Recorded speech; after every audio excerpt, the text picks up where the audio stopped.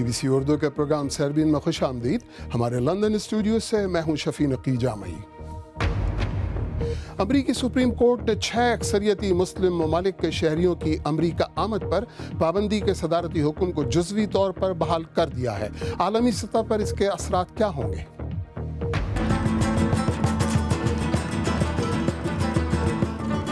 اور Pashto music band خماریان نے روایتی ساز رباب کے ساتھ مغربی گٹار کو کیسے ہم آہنگ کیا؟ چونٹی کو پر لگنا تو سنا تھا، اب گاڑی کو پر لگانے کی بات ہے اور آئی فون 10 سال کی عمر کو پہنچا۔ دیکھیے گا سائنس اور ٹیکنالوجی بلیٹن کلک میں۔ امریکی سپریم کورٹ کی جانب سے صدر ٹرمپ کے 6 مسلم ممالک کے شہریوں پر سفری پابندی کے متنازع قانون کی جزوی بحالی کے بعد ان ممالک کے شہریوں پر امریکی ویزوں کے حصول کے لیے نئی شرائط نافذ العمل ہو گئی ہیں۔ امریکی محکمہ خارجہ نے اس سلسلے میں متعلقہ سفارت خانوں اور قونصل خانوں کو نئی ہدایات بھی جاری کر دی ہیں۔ تفصیل کے ساتھ اطہر کاظمی۔ وہ مناظر جو جنوری میں صدر ٹرمپ کی جانب سے سفری پابندی کے حکم نامے کے اجرا کے بعد دیکھنے کو ملے، اسے غیر آئینی اور مسلمانوں پر پابندی کہا گیا۔ کئی مہینوں کی قانونی جنگ کے بعد ایک بار پھر سپریم کورٹ نے اس حکم نامے کے کچھ حصوں کو بحال کر دیا ہے۔ This has been one of the president's top issues. He has talked یہ صدر کے لیے ایک اہم مسئلہ رہا ہے۔ وہ کہتے رہے ہیں کہ ملک کی سیکیورٹی کے لیے ضروری ہے کہ یہاں آنے والے افراد کی چھان بین کی جائے۔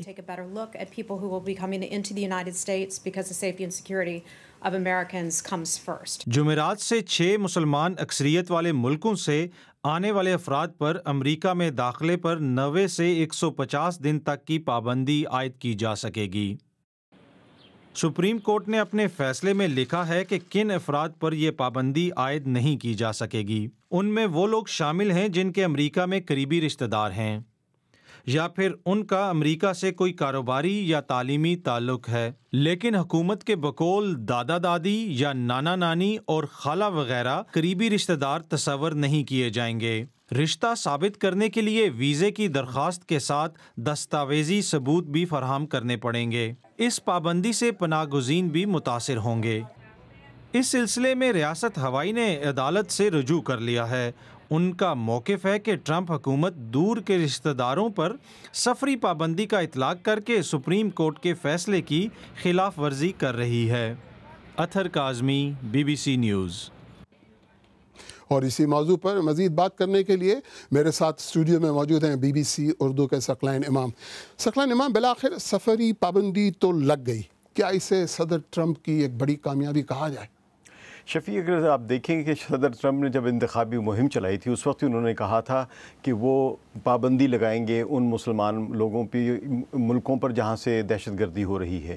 اگر اس لحاظ سے دیکھا جائے تو یہ ان کی بڑی کامیابی، کیونکہ اس سے پہلے جتنی مرتبہ جو حکم نامہ جاری کیا تھا اس تمام حکم ناموں کو مقامی جو عدالتیں تھیں ریاستوں کی، انہوں نے اس کو مسترد کر دیا تھا، لیکن وہ ان فیصلوں کے خلاف اپیل کرتے ہوئے سپریم کورٹ تک آئے اور سپریم کورٹ نے اب یہ فیصلہ ان کے حق میں دیا، لیکن یہ کہہ کے دیا کہ جزوی طور پہ وہ اپنے حکم نامے پر عمل درآمد کر سکتے ہیں۔ تو اس پابندی کے کیا خیال ہے عالمی سطح پر کس قسم کے اثرات مرتب ہوں گے؟ دیکھیے 6 ملکوں پر پابندی یہ کا اطلاق ہوگا، یعنی جس میں جن ملکوں کو جب ویزے جاری کیے جائیں گے تو وہاں پہ یہ کہا جائے گا کہ آیا ان کے قریبی رشتہ دار ہے یا نہیں، اور قریبی رشتہ دار ہے تو کس قسم کا ہے، اس کی تعریف جو ہے ابھی تک مبہم ہے، واضح نہیں ہے، اور اس وقت جو امریکن سول لبرٹی یونین جو ہے وہ یہی بات اٹھا رہی ہے، American civil law Liberty union جو ہے وہ یہی مسئلہ اٹھا رہی ہے اور یہی بار بار نقطہ اٹھا رہی ہے کہ اس قسم کی جو پابندیاں لگائی ہیں یہ دراصل مسلم اسپیسیفک ہیں، اور یہ امریکہ کا جو بنیادی ڈھانچہ ہے، جو قانونی جو ان کا ڈھانچہ ہے انسانی حقوق کے حوالے سے، اس کی خلاف ورزی ہے۔ تو امریکہ کا جو ایک انسانی حقوق کا علمبردار ہونا جو ہے، اور امریکہ کے جو تعلقات ہیں مسلم ممالک کے ساتھ، جو ایک تاثر ہے جو اپنا امیج بحال کرنے کی کوشش کر رہا ہے، یہ یقینی طور پہ بری طرح متاثر ہو رہے ہیں۔ اچھا، میں اسی نقطے کے ایک جزوی پہلو پر آنا چاہتا ہوں۔ بعض حلقے کہہ رہے ہیں کہ جو پابندیاں لگی ہیں وہ سپریم کورٹ کے حکم کے عین مطابق نہیں بلکہ اس سے تجاوز کر رہی ہیں، کیا خیال ہے اس میں؟ شفیع، یہی بات ہوائی کی جو ریاست ہے امریکہ کی، اس کے اٹارنی جنرل نے اپنی مقامی سپریم کورٹ میں اٹھائی ہے کہ جو سپریم کورٹ کا جو فیصلہ آیا ہے اس نے جو جزوی پابندیاں لگانے کا صدر کا اختیار جو اس کو تسلیم کرتے ہوئے اس کو اجازت دی ہے کہ وہ یہ پابندیاں لگا دے، تو جو اس میں فیصلہ جو ہے اس کا اور اس پر جو عمل درآمد کیا گیا ہے اس میں ایک ہوائی کی ریاست کے اٹارنی جنرل کے مطابق ایک تضاد ہے یا مطابقت نہیں ہے. تو وہ یہی اٹھانا چاہ رہے ہیں کہ مثال کے طور پہ ابھی تک اب یہ بار جو حکم آیا تھا کل سے پابندی لگانے کا، اس میں تبدیلیاں 24 گھنٹے کے اندر آ گئی. مثال کے طور پہ اب تک منگیتر کیا حق ہے ویزا اپلائی کرنا اپنے منگیتر کے لیے، اب وہ آج ہی یعنی 24 گھنٹوں کے اندر اس میں تبدیلی آ گئی کہ ہاں منگیتر اپلائی کر سکتا ہے اپنے منگیتر کے ویزے کے لیے.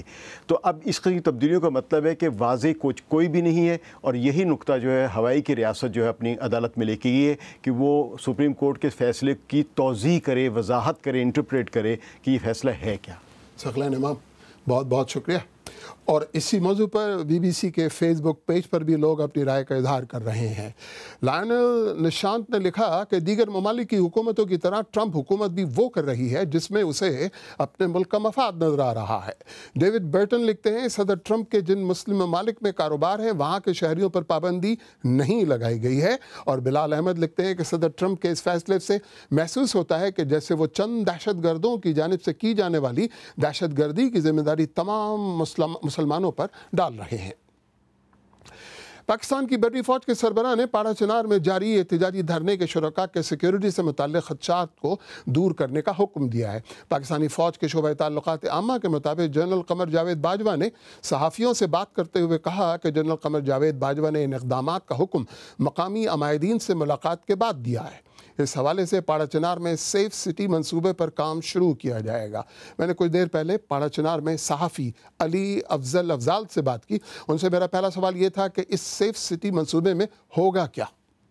جی، آرمی چیف نے جو جرگہ سے خطاب کیا اور اس کے بعد DGISPR کی پریس بریفنگ ہوئی، اس میں بتایا گیا کہ نئے فوجی دستے بھی پاڑا چنار پہنچ رہے ہیں اور مقامی رضاکار جو ہے وہ بھی جس طرح پہلے حفاظتی ڈیوٹی دے رہے تھے 2 سال قبل تک، وہ دوبارہ پاک آرمی کے جوانوں کے ساتھ موجود رہیں گے تاکہ وہ شناخت کر سکے مقامی لوگوں کی اور دہشت گردوں کی، اور وہ فوج کا ساتھ دیں گے سیکورٹی انتظامات کے حوالے سے. اس کے علاوہ پاک افغان سرحد پر باڑ لگانے کی بھی بات ہوئی کہ 2 مرحلوں میں باڑ لگایا جائے گا اور افغان سرحد کی نگرانی بھی سخت کی جائے گی، کیونکہ انہوں نے کہا کہ افغان سرحد کے اس پار بھی داعش والے جمع ہو رہے ہیں. تو پاڑا چنار کے مقامی لوگوں کے سیکیورٹی کے سلسلے میں مطالبات ہیں کیا چیزیں ہیں، وہ کیا اقدامات ہیں؟ مطالبہ کیا کہ پاک آرمی کے جوان تعینات کی جائے یا لوکل جو یہاں کے FC اہلکار ہیں جو کہ وزیرستان اور دیگر علاقوں میں تعینات ہیں وہ تعینات کیے جائیں. تو اب ایک کمیٹی بنائی جائے گی، جنرل حسن اور بریگیڈیئر ملک امیر محمد خان بھی اس میں ہوں گے اور اس دھرنا کمیٹی کے مشران بھی اس کمیٹی میں شامل ہوں گے. تو یہ کمیٹی اپنے سفارشات پیش کرے گی. اس کے علاوہ یہ کمیٹی اب سول انتظامیہ میں جو تبدیلی ہے اور FC کے حوالے سے جو شکایات ہیں، اس کے علاوہ دیگر جو مسائل ہیں اس حوالے سے بھی یہ کمیٹی اپنے سفارشات پیش کرے گی. پاڑا چنار سے یہ تھے مقامی صحافی افضل. اور اب ایک نظر دیگر اہم خبروں پر بھی.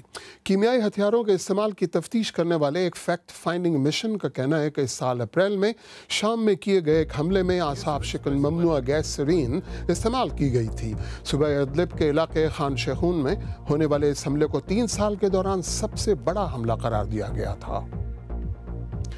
اقوام متحدہ کے انسانی حقوق کے ادارے کا کہنا ہے کہ عراقی شہر موصل میں شہریوں کو ایسے خطوط مل رہے ہیں جن میں انہیں شدت پسند تنظیم دولت اسلامیہ سے تعلق رکھنے کے الزام میں شہر سے نکل جانے کی دھمکیاں دی جا رہی ہیں. ادارے کے بقول اس قسم کے خطوط کی تعداد میں خطرناک حد تک اضافہ دیکھنے میں آیا ہے.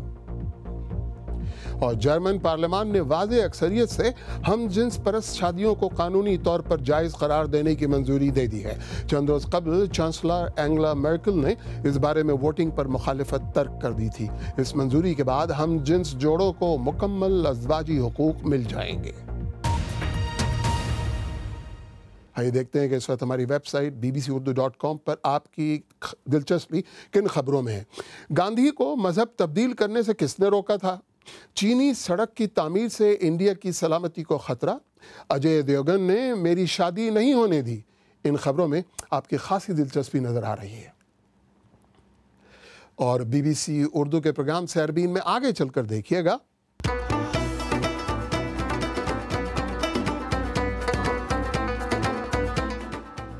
پشتو میوزک بینڈ خماریان نے رباب اور گٹار کو ہم ساز بھی بنایا اور دم ساز بھی۔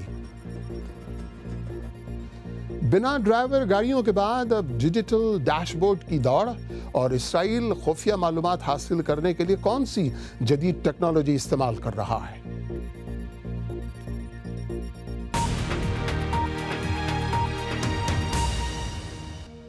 BBC اردو کے پروگرام سیربین میں ایک بار پھر خوش آمدید۔ پاکستان میں دہشت گرد حملوں میں سب سے زیادہ متاثر ہونے والے صوبے خیبر پختونخوا سے اکثر دھماکوں کی خبریں آتی رہتی ہیں، لیکن تصویر کا ایک دوسرا رخ بھی ہے۔ وہاں سے حال ہی میں ایک بینڈ خماریاں لندن آیا۔ BBC کی عالیہ ناسکی سے بات کرتے ہوئے بینڈ کے ممبران کا کہنا تھا کہ دراصل یہی پختون ثقافت کا اصل چہرہ ہے اور یہی اسے منفرد بھی کرتا ہے۔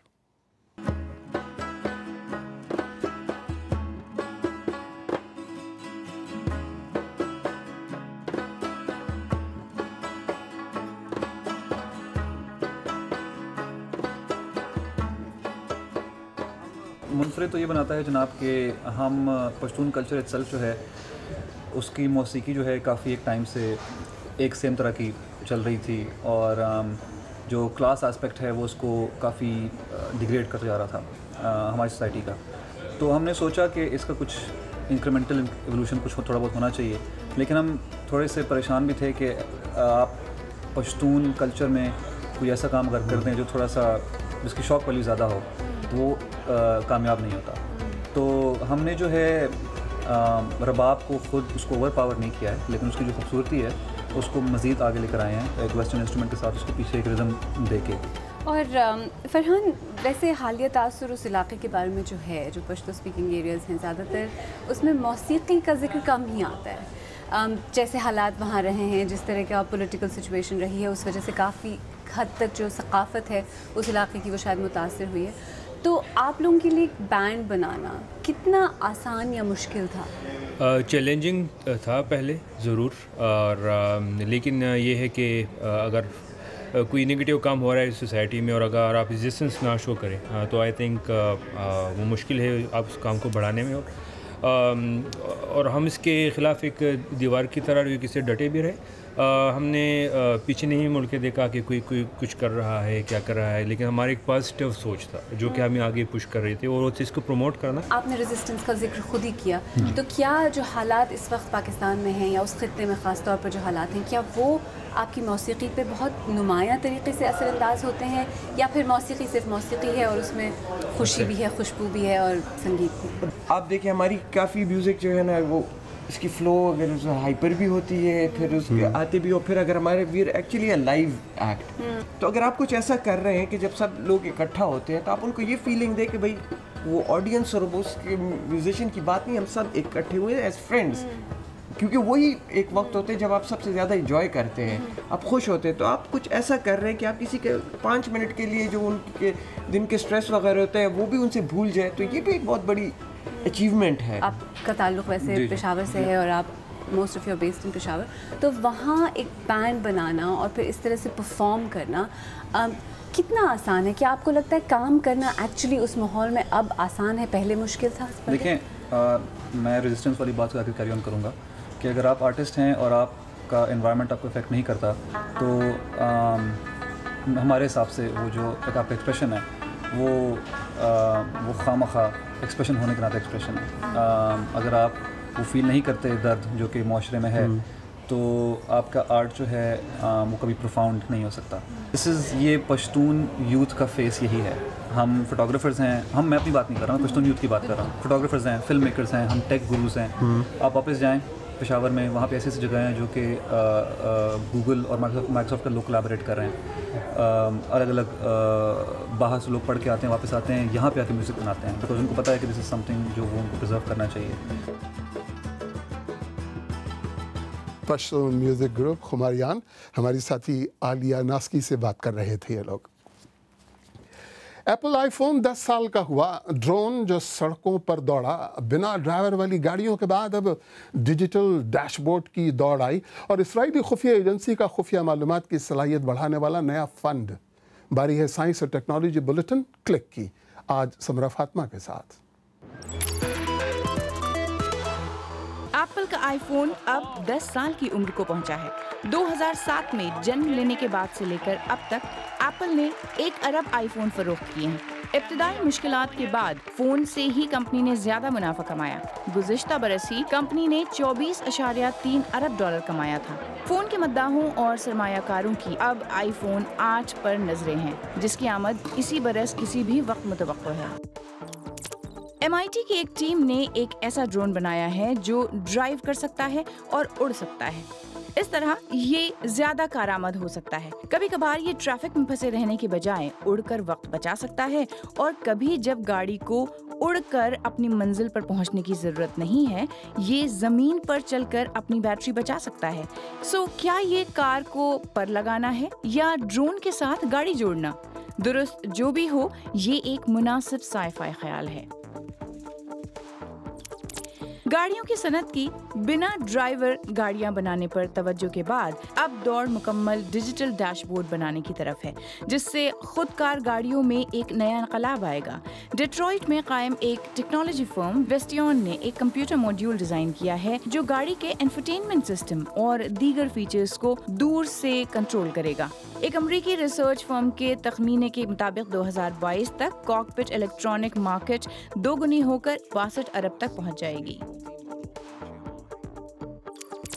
اسرائیلی خفیہ ایجنسی موساد نے اپنی خفیہ معلومات کو اکٹھا کرنے کی صلاحیت کو بڑھانے کے لیے ایک لبرٹاڈ نامی فنڈ قائم کیا ہے۔ موساد مختلف شعبوں بشمول روبوٹکس، منیچرائزیشن یا مختصر کاری اور انکرپشن یا خفیہ زبان میں تحریر کو سمجھنے کی مد میں نئے خیال پیش کرنے والوں کو $5,70,000 کی گرانٹ دے رہے ہیں۔ اس کا مطلب ہے کہ مشتبہ افراد کی شناخت کرنا بہت آسان اور درست ہو جائے گا، جیسا کہ ایجنسی نے اپنی اس ویڈیو میں دکھایا ہے۔